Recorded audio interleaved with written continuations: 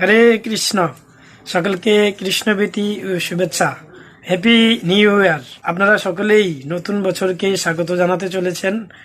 আমরা পুরাতন দিনগুলোকে ভুলে গিয়ে নতুনকে স্বাগত জানিয়ে আমাদের জীবনকে আবার সুন্দর করে সাজিয়ে রাখতে চাই। তো আশা করি সকলেই 2021 সালকে সুন্দর ও সুচারুরূপে বরণ করে নেবেন এবং পিছনের যে দিনগুলো আমরা ফেলে এসেছি সেগুলাকে ভুলে নতুন করে আমরা জীবনকে সাজিয়ে রাখতে চাই।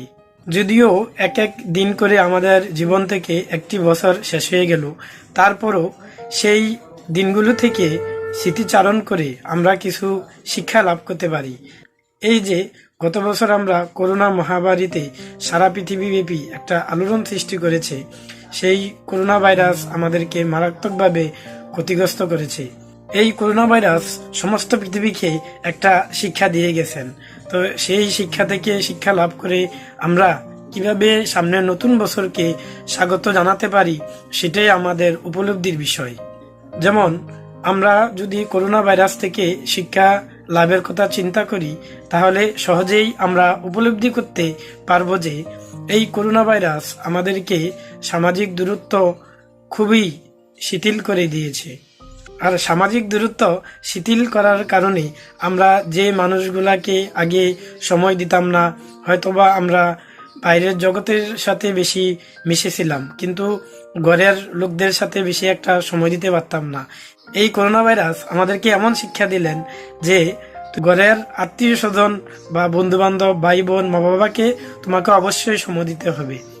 তো এই করোনা ভাইরাস আমাদেরকে শিক্ষা দিয়েছেন যে আমরা আসলেই বাইরের জগতের সাথে যতই যুক্ত থাকি না কেন, আমাদের অবশ্যই আমাদের পারিবারিক জীবনে যাদের সাথে আমরা যুক্ত রয়েছি তাদেরকে অবশ্যই আমাদের কিছু না কিছু সময় দেওয়া উচিত। তো যারা করোনা ভাইরাসে আক্রান্ত হয়েছেন এবং যারা এখনো পর্যন্ত আক্রান্ত হননি, সকলের উদ্দেশ্য করেই বলছি, এই করোনা ভাইরাস আমাদেরকে এমন একটা শিক্ষা দিয়ে গেছেন যে আমরা মৃত্যুকে খুব কাছাকাছি সবাই উপলব্ধি করতে পেরেছি।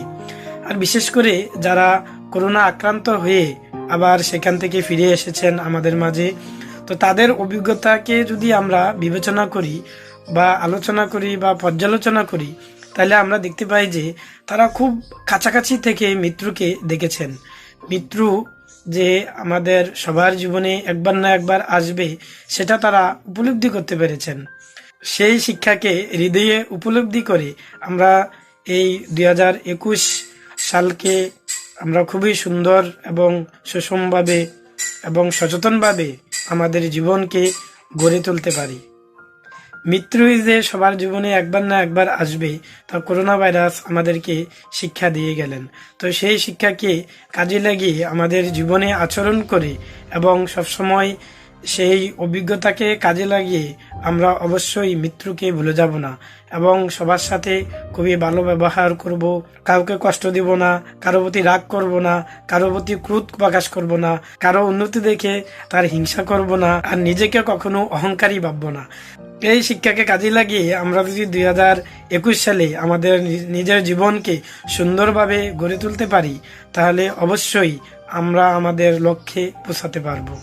এই করোনা ভাইরাস আমাদেরকে শিক্ষা দিয়ে গেলেন, সেটা হচ্ছে বিশ্বের এত বড় বড় বৈজ্ঞানিক, এত বড় বড় দার্শনিক, এত বড় বড় কবি, এত বড় বড় ডাক্তার, এত বড় বড় ইঞ্জিনিয়ার, কেউ সেই করোনা ভাইরাসকে রোধ করতে পারেনি। তা আমরা সহজেই বুঝতে পারি যে ভগবানের অস্তিত্ব অবশ্যই বিরাজমান রয়েছে। যদি ভগবানের অস্তিত্ব বিরাজমান না থাকতো তাহলে এই ধরনের মহামারী কোনোভাবেই সৃষ্টি হতো না।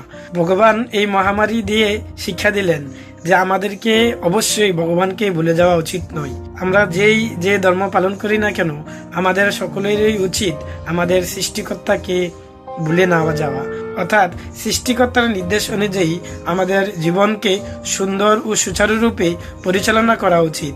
তাহলেই আমরা সমাজে, দেশে, জাতিতে, সমস্ত পৃথিবীতে আমরা আমাদের জীবনকে সুন্দরভাবে গড়ে তুলে সুখী থাকতে পারি। তা আপনারাও সংকল্প করুন যাতে আমরা 2021 সালকে সারা পৃথিবীতে একটা মাইল ফলক হিসেবে গড়ে তুলতে পারি। এই শিক্ষা নিয়ে যে ভগবান আমাদের সৃষ্টি করেছেন, অবশ্যই আমাদের কিছু দায়িত্ব কর্তব্য রয়েছে ভগবানের প্রতি, এবং সেই দায়িত্ব এবং কর্তব্য বোধ থেকে আমাদের সকলের উচিত ভগবানের দেওয়া বা সৃষ্টিকর্তার দেওয়া আইনগুলাকে যথাযথভাবে এবং সুচারুরূপে নিষ্ঠা সহকারে পালন করে আমরা এই জীবনেই যাতে সুন্দর ও সুখী জীবন গড়ে তুলতে পারি। ব্যক্তিগতভাবে একটা কথা বলতে চাই যে আমরা সকলেই মৃত্যুর দ্বার থেকে ফিরে এসেছি।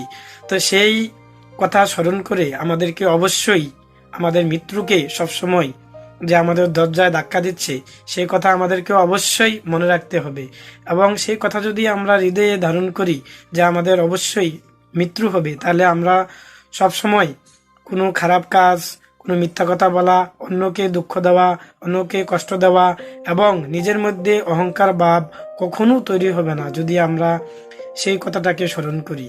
যারা এই মহামারীতে আক্রান্ত হয়েছেন এবং যারা আক্রান্ত হননি, সকলেই কিন্তু একই ধরনের ভোগান্তিতে আমরা পড়েছি। যেমন এই যে সারা পৃথিবীতে এত মানুষ রয়েছে, সকল মানুষকে একটা গুচ্ছে পরিণত করে দিয়েছে এই বিশাল মহামারী। তা আমরা সকলেই উপলব্ধি করতে পারিছি যে আমরা কখনোই একা একা চলতে পারি না। তো করোনা মহামারী আমাদেরকে এটি শিক্ষা দিয়ে গেলেন। তো আমরা সবসময় সামাজিক জীব, আমরা সামাজিকভাবে সবার সাথে মিলেমিশে চলতে চাই। তো আমরা যদি নিজেদের মধ্যে কখনো আমাদের অহংকার ভাবটাকে বা নিজের কর্তৃত্বকে প্রতিষ্ঠা করার চেষ্টা করি, তাহলে কিন্তু আমরা সেটা করতে পারবো না। এই যে আমাদের অন্যান্য মানুষদের সাথে আমাদের যে সম্পর্ক বা অন্যান্য মানুষদের সাথে আমাদের যে উঠা বসা, চলাফেরা, খাওয়া দাওয়া সবকিছুই আমাদের স্থগিত ছিল। তো তা থেকে আমরা উপলব্ধি করতে পেরেছি সবাই ব্যক্তিগতভাবে যে আমরা কতটা অসহায়। আসলে আমরা নিজে নিজে কোনো কিছুই করতে পারি না। অবশ্যই আমাদেরকে অন্যদের সাহায্য প্রয়োজন এবং অন্যদেরকে সাহায্য করা প্রয়োজন। সেই করোনা ভাইরাস মহামারী আমাদেরকে সেটাই শিক্ষা দিয়ে গেলেন যে আমরা কিভাবে অন্যদেরকে সাহায্য করব এবং অন্যদেরকে সাহায্য ছাড়া যে আমরা চলতে পারি না, সেটা অবশ্যই আমাদেরকে মাথায় রেখে আমাদের জীবনকে সুখী ও সমৃদ্ধশীল করে গড়ে তুলতে পারি। পুরনো দিনের দিনগুলাকে বলে আমরা নতুন দিনকে সুন্দর ও সুচারুরূপে আমাদের জীবনকে সুন্দর ও সার্থক রূপে গড়ে তুলতে চাই। সেটাই হচ্ছে সকলের প্রত্যাশা।